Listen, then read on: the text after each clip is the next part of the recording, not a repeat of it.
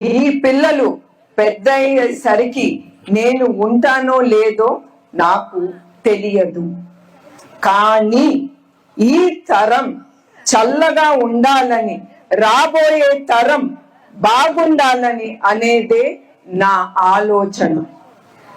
రాష్ట్ర కుటుంబం పెద్దగా అది నా బాధ్యతగా భావిస్తున్నాను. రాష్ట్ర కుటుంబం పెద్దగా అది నా బాధ్యతగా నేను భావిస్తున్నాను.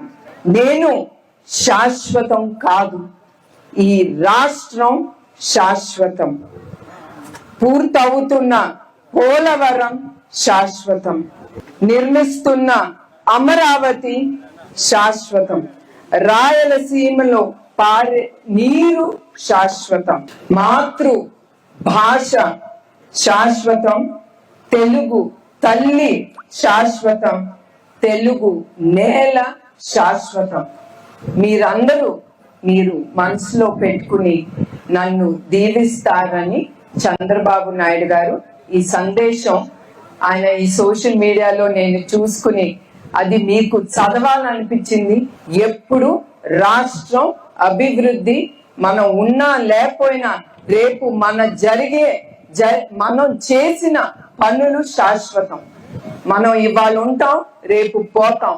మనం చెప్పే మంచి మాటలు శాశ్వతం.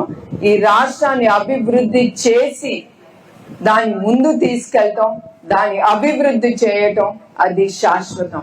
ఇప్పుడు హైటెక్ సిటీ అది శాశ్వతం, ఐఎస్బి అది శాశ్వతం, ఇన్నర్ రింగ్ రోడ్ అది శాశ్వతం, ఐటీ పరిశ్రమ శాశ్వతం.